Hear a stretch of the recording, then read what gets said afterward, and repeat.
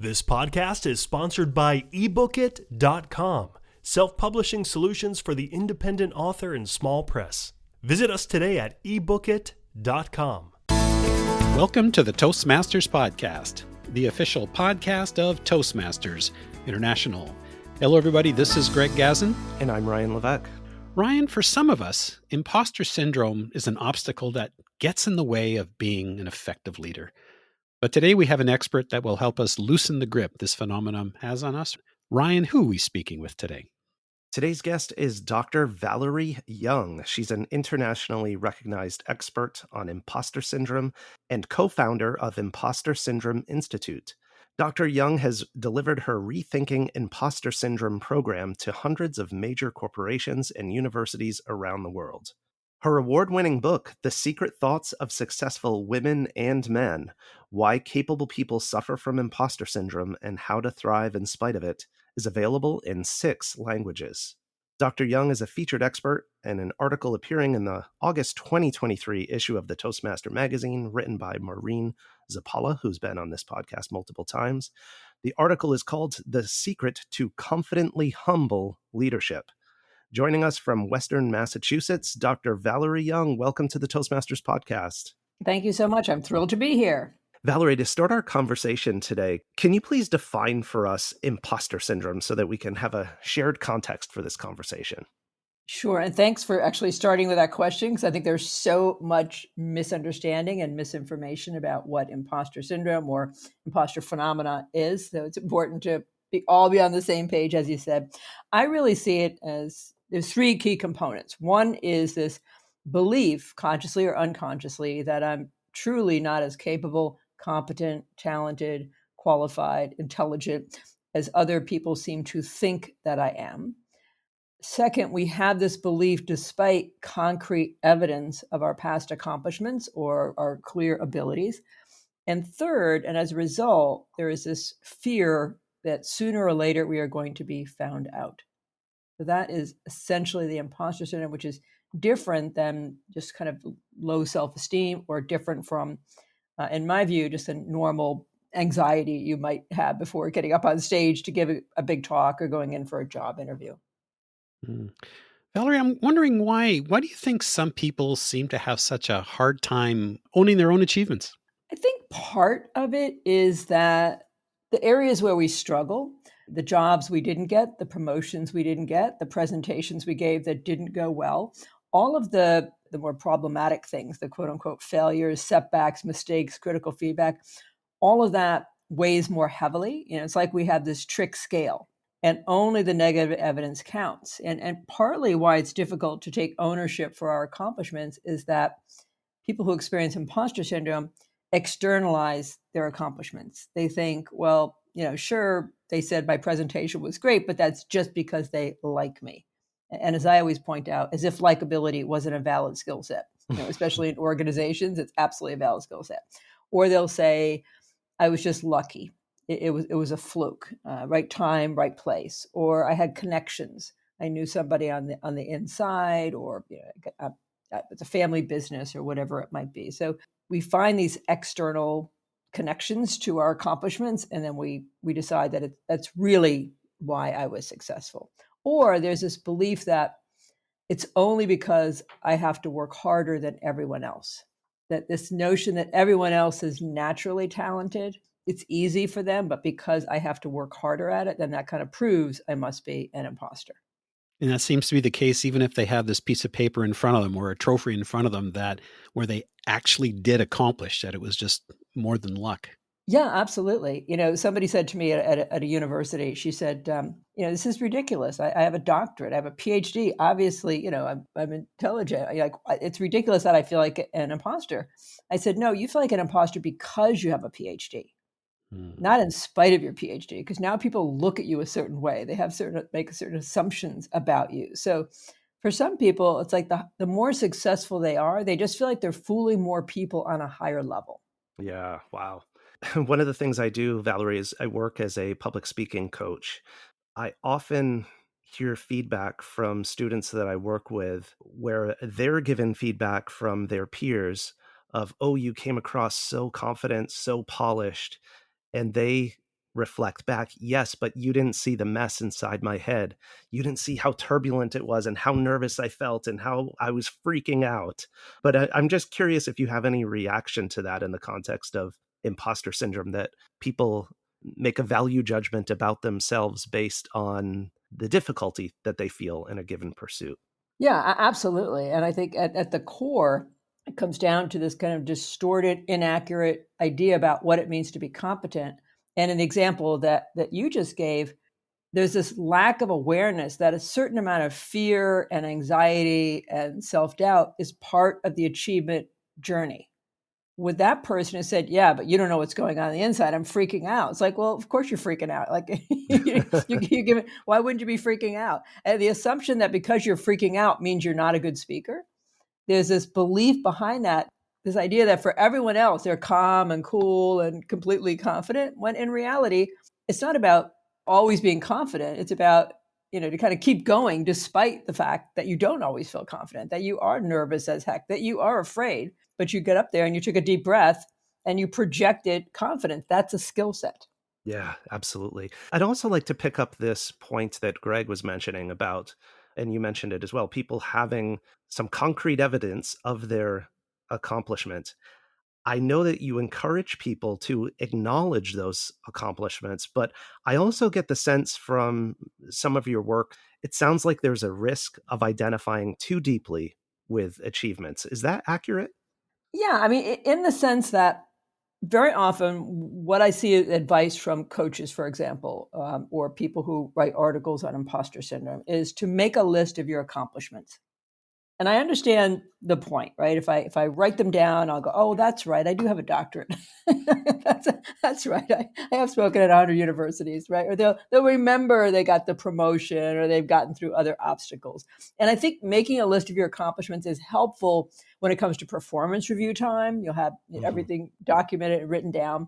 The problem is, what if that person looks down their list and they see that they really did have a connection? They really were a legacy admission into college. Or, they really do have a great personality. Or guess what? They did happen to be in the right place at the right time. Then they're going to dismiss that accomplishment. But I also think, as importantly, there's so much focus on our accomplishments. And you see it all the time, right? I mean, you read my bio in the beginning. And you read, spoken to hundreds of organizations and so on. But nobody introduces somebody by saying, yeah, but there was that one time she really screwed up, right? Or she really wanted to get this big gig and they chose someone else, or whatever. You don't hear about the struggles and the difficulties and the challenges. I mean, Google has this program called I Am Remarkable, and anybody can go become an I Am Remarkable presenter, and it's a pretty simplistic but important, like a 2-hour program to get, especially but not uniquely women, to be more comfortable talking about their accomplishments and to say them out loud, because they find women, especially internationally, have difficulty promoting themselves in a promotion situation or at performance time. My feedback to Google, who I've worked with many times, is I think you should call it, I am remarkable, but sometimes I suck. Because first of all, we're not all remarkable. I hate to break it to you, but and even if we are all remarkable, we're not all remarkable every single day. And I think the more we can get comfortable with understanding that a certain amount of fear and self-doubt, again, goes with the achievement territory and is normal and is not an indicator of incompetence, I think the better off we'll be. Ryan, I'm just thinking about our podcast episode that we did. Was it Confessions of a Podcast Host? Where we talk about what happens in the background. I mean, what people hear are this beautifully polished episode, but yet, it's like the duck in the water. He or she is swimming so serene, but underneath those feet are just going crazy. Yeah. Valerie's already seen some of the sausage being made on this episode. Well, you know what, Ted? I never realized that TED Talks are edited. It looks like this perfect from beginning to end. I got the chance to do a 6-minute TED Talk at TED headquarters in New York in front of mostly TED speakers. I didn't quite connect the dots, but they were doing kind of a talent search for the big stage. But they only gave us 6 minutes, and we had to come in the night before and, get up and do our talk. And they also if they didn't like it at the beginning, they gave you recommendations for revising it. So they're very involved in the process. Mm-hmm. One after another, people got up and they said, oh, I don't think you should do this. And could you say this? And could you change that? And I'm sitting there freaking out because I have practiced this thing and timed it hundreds and hundreds of times. The thought of suddenly changing my talk the night before, it was terrifying to me. But I mean, the point is, it's the same thing as you're describing, right? What goes on behind the scenes is not what people see out front. Yeah. Actually, I watched that video. I also found it fascinating that at the end they asked you two questions while they were changing speakers over, and that's something you don't normally see. Well, I've never been live at a TED or a TEDx event; just watched them obviously on YouTube or on video. But they asked you a couple of questions afterwards in between. I thought that was actually kind of interesting. Well, you know why? Because they did have to set up, and they asked me in advance, could we do this? And I said, sure. But then the person didn't shift me over enough on the stage to really give the other people time to bring this equipment up. Because the next person actually had this equipment that they had to get up there. So it didn't, it was good for me, but it didn't really help them any. Well, there was a couple of gold nuggets in those questions. I thought they were actually well laid out. Getting back to what you were saying about the introductions and always being great and not talking about how you I hate to use the word suck, but well, you stumbled. Yeah. Right. Yeah. That's what you leave for the inside of the keynote, right? You talk about about some of those things.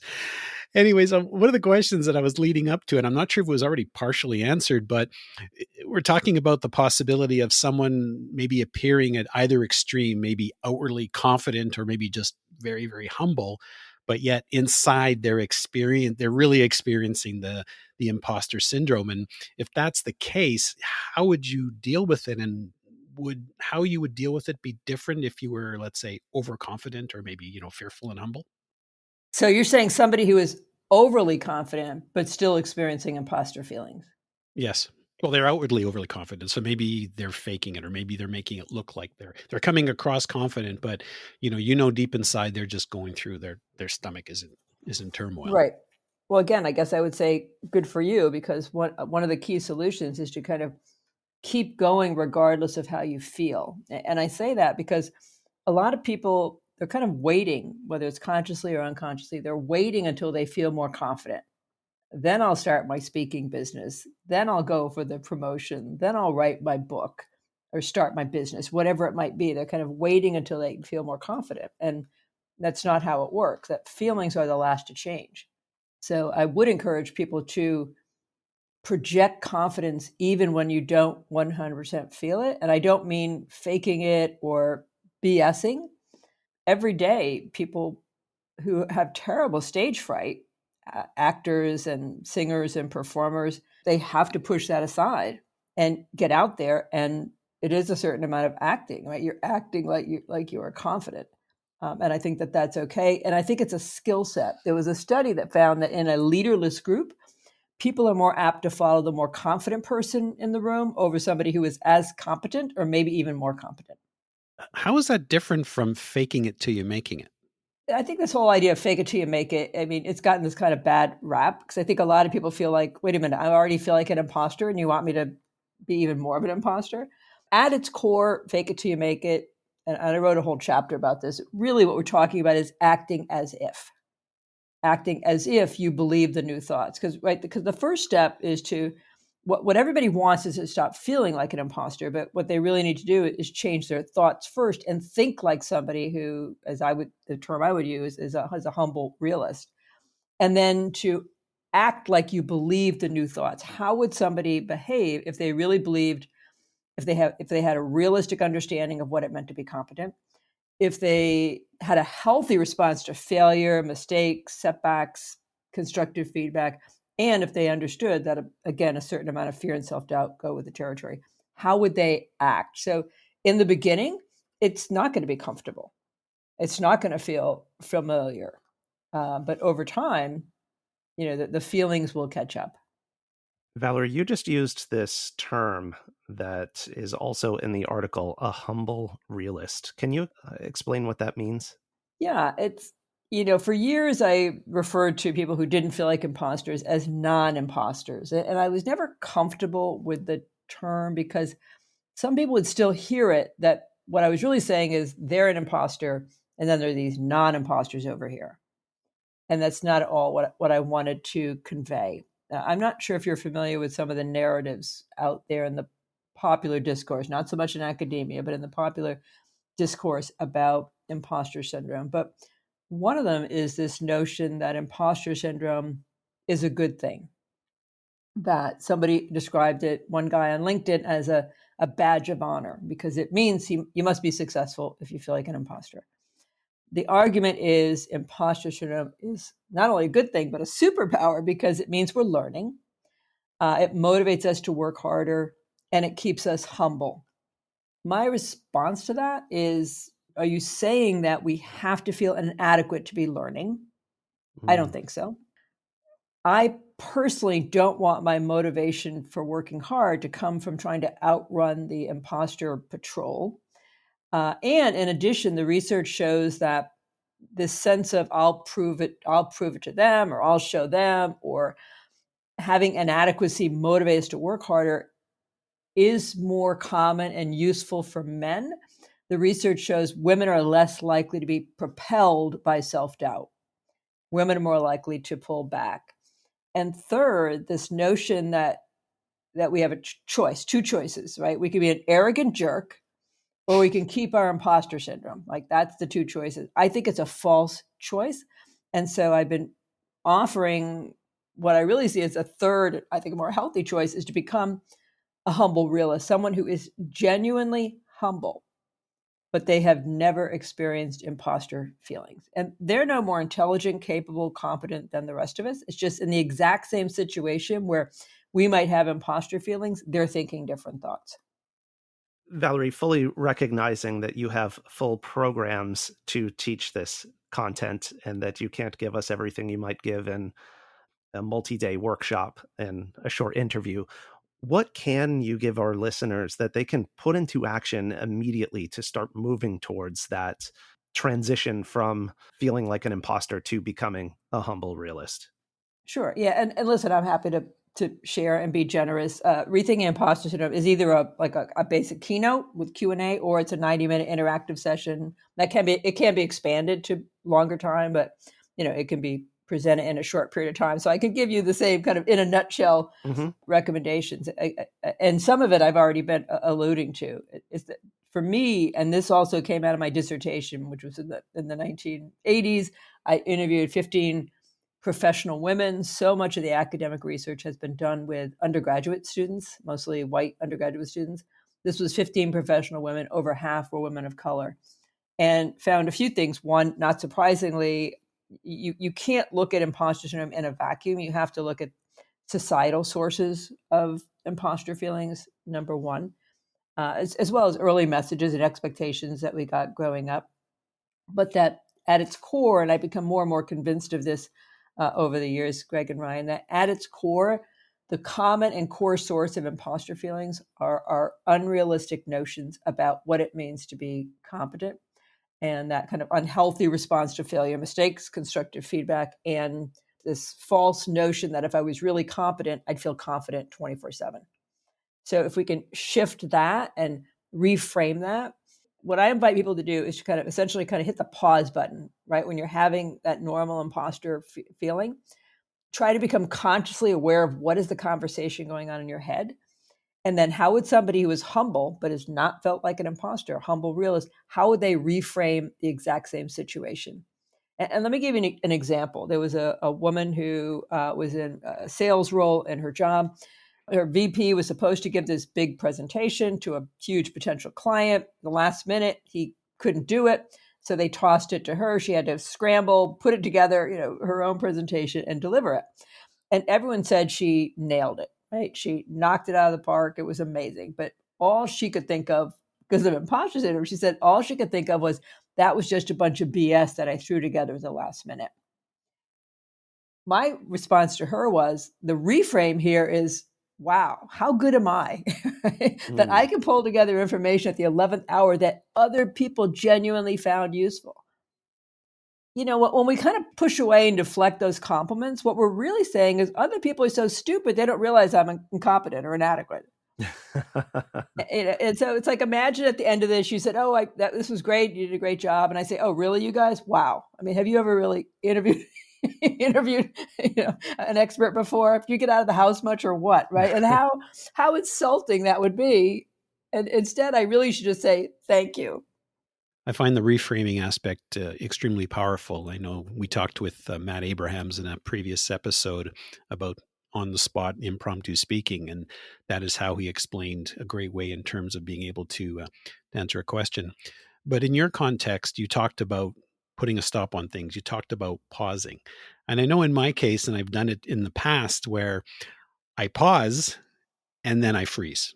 So, for example, instead of dealing with the root causes or perhaps using your terminology, clarifying the distorted definition of confidence, I would just seem to maybe just wallow on it, rely on coping mechanisms and not really deal with it. And I'm sure there are other people that are probably in this type of situation. What do you see as the cost to our health and our welfare by procrastination like we do? Oh, I think it's enormous. I think, there's all kinds of behaviors, coping and protecting mechanisms associated with imposter syndrome that are costly. As you said, anything from chronically procrastinating on important, high impact kinds of activities that we could and should be doing, to overworking, over preparing, to this kind of flying under the radar, holding back, never putting ourselves out there. So, some questions that your listeners might ask themselves once they identify how it plays out in the form of behaviors is, what will happen if I never change this pattern? What price will I pay? And what opportunities and experiences might I miss out on? But then I would invite them to recognize that their pattern is serving them in some way, right? It's protecting them, to kind of take a step back and say, what does my pattern help me avoid? What does it protect me from? And what does it help me get? If you procrastinate, you get time to do stuff you'd rather do. If you work ridiculously hard and you always prepare, over prepare, then you're probably going to be successful. It's a hard pattern to break. If you fly under the radar, you don't speak up, you don't throw your hat into the ring, you avoid embarrassment or humiliation or failure. So we're getting something out of our pattern, but always at a cost. And once you can identify what your pattern's getting you and at what cost, then you can make an informed choice. Then you can say, you know what, I'm going to keep my lousy pattern because it's working for me so far. It's keeping people from finding out I'm an imposter and I'm getting all these other benefits. Or you can decide that the price is too high. Interesting. Now, if you're changing your hat, perhaps you're a leader in an organization and you see one of your team members obviously experiencing imposter syndrome, how would you approach it? What would you say to them? It's an interesting question, because I don't recommend anyone kind of quote unquote diagnose someone as experiencing imposter feelings. I created what was the first educational intervention to imposter syndrome, meaning non-therapeutic clinical intervention to imposter syndrome. So as an educator, I would ask leaders to become informed, imposter syndrome informed, so that not just singling out one person to talk to and say, I think you're experiencing this. And depending on your relationship, certainly you could have that conversation, but to make it a conversation that the whole team is part of, and saying, I learned some interesting things. This is really common. It's certainly, as a leader, if you have experienced imposter feelings, it's really important to talk about those, but not in a confessional kind of way, but in a very matter of fact, offhanded, normalizing way. And I think for a lot of people, they look up to people, especially who are much more senior than them. And it's a big surprise and a rude awakening and a big aha to realize that they've also experienced imposter feelings, or maybe still do. Oh, I thought I would just, be transparent and say, well, this has happened to me. And you're saying it's okay, but you got to be careful the way you word it.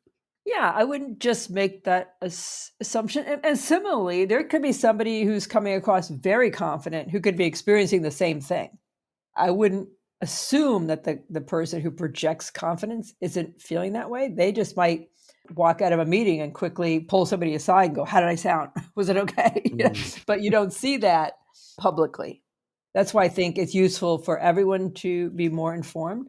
Gosh, this was years and years ago. I was at speaking at some conference, and a man had come because he was an engineer, his boss was an engineer, and she experienced imposter syndrome. He was there to learn more about it, to be helpful to her because they had a great relationship. So I do think sharing information. I read this article. I thought it was really interesting. Here's some things I didn't know about imposter syndrome, or some assumptions that I'd made, and to have the conversation. But you could certainly say, I think it's really obvious if you see somebody holding back or always putting themselves and their accomplishments down. It's less clear sometimes why someone isn't raising their hand in a meeting or for a new role. So you could just ask them, I've noticed that you didn't apply for that job. I'd like to understand why. Mm. And they might be operating out of this assumption that they need to know 150%. Yeah. Right. Or it might be something as simple as they have something going on in their life right now with their family and they just don't feel that they can. Exactly. Or they have a more layered definition of success. And I think it can get hard, even for that individual person, sometimes to separate. Am I afraid to go to do this thing because I don't think I can do it, which is confidence, imposter feeling shocking, or do I not want it? Oh, interesting. Asking the question so that you can rule out the possibility that it might be or it might not be something related to imposter syndrome. Right. And it's usually not one or the other, but it's usually more one than the other. In other words, if you had all the confidence in the world, would you still be reluctant? And similarly, success in certain situations can separate us from other people. If I have to relocate for a job, or suddenly, I was friends with my coworkers, now I'm their manager, or I take this big promotion and it's going to take more of my time, and I have aging parents, or I have young children, or whatever it might be. Or I'm going to be the only woman. I'm going to be the only person of color, the only person with a disability, whatever it might be. There's this recognition, consciously or unconsciously, that success has impact on other people or between myself and other people. And that could be part of the hesitation as well. Valerie, I'd like to ask you about the Impostor Syndrome Institute. And before you answer, I'll just share with you, tongue in cheek, I said to Greg before the interview, I said, I've heard of the Project Management Institute, and I know what they certify people in.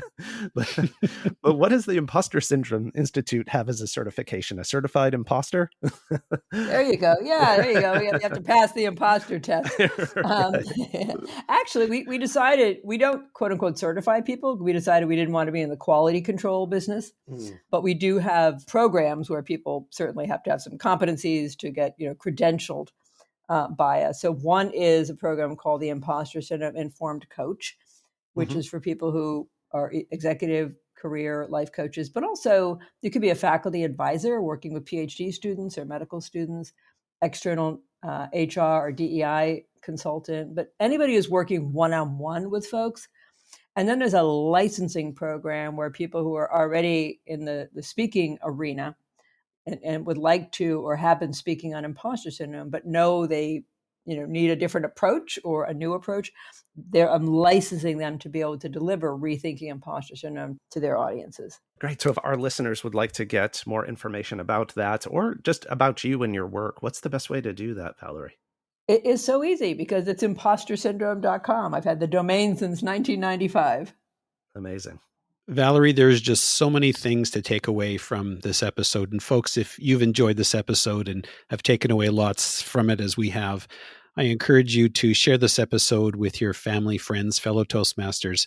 You can find the Toastmasters podcast at toastmasterspodcast.com, toastmasters.org, Google, Apple, Spotify, and anywhere you get your podcasts. Ryan? Valerie, before we close, I would just love to turn the stage over to you and invite you to take us home. What else can you leave us with here as we go off into the rest of our day? Thank you for asking that, because I think, especially for those in the speaking business, you're making yourself vulnerable, right? You're getting up there in front of other people and you're opening yourself up to critique. For people who experience imposter feelings, constructive feedback can feel deeply wounding. We let it mean more about who we are as a person. So if somebody says your presentation was inadequate, we think I'm inadequate. 30 people fill out an evaluation and say it was excellent. One says don't quit your day job, worst presentation I've ever seen. Right? Who do we believe but the one person? Because we think everyone else was just being nice. So I just want to tell you a quick story of an article I read a number of years ago by an executive coach, and it was at a major publication. And she wrote to talk about this experience of, ironically, coming back from delivering a talk on imposter syndrome, getting an email from someone who wanted to let her know she enjoyed her talk, but that she had said 100 times in her talk. So this woman said, as a coach, she always told her own clients that constructive feedback is a gift, you should welcome it. But when she got it, it was very upsetting. She was hurt. She was embarrassed. She told her daughter was angry. How dare she, how could she do that? Write you that email and all that. And then she said, well, I thought about it later and I had a different response. I thought she was going to say gratitude, but it wasn't. She said she felt sorry for this young woman because the young woman didn't realize that feedback should be solicited, not just given, without asking, and delivered kindly. Well, I don't know how it was delivered, but I looked at it like she should have sent that woman roses. That woman took time out of her day to not only tell her she had said 100 times, but she said but she quantified it, right? She counted it. So clearly it was distracting. She was given this huge gift of information. And if she wants to be a speaker, you have to be open to feedback. It's like, who do you want? Your tennis coach, the person who says, well, I know Valerie's holding her racket wrong, but I don't want to say anything because I don't want to hurt her feelings? Or do you want somebody who's going to give you brutally honest information to help you get better? The correct answer is B. The handle is at the other end. Exactly. And yet I'm sure you would agree with me that there's a kind, supportive way to deliver that feedback and a mean and nasty way to do it. Absolutely. Yeah. Absolutely. Although, I got to say, I've worked with people who are Hall of Fame speakers and they're brutally honest, and I'm okay with that. Yeah. Because I'm paying a lot of money for that feedback. And for me, that was okay. And it's what I wanted, what I needed. But I realized, it doesn't work for everyone. Yeah.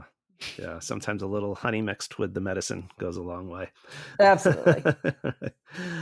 Just want to remind our listeners to check out Maureen Zappala's article in the August 2023 issue of the Toastmaster magazine, The Secret to Confidently Humble Leadership. You will gain insights from Dr. Valerie Young, as well as some other thoughts on balancing out both our confidence and our humility. Thank you. Dr. Valerie Young, it's been an absolute pleasure.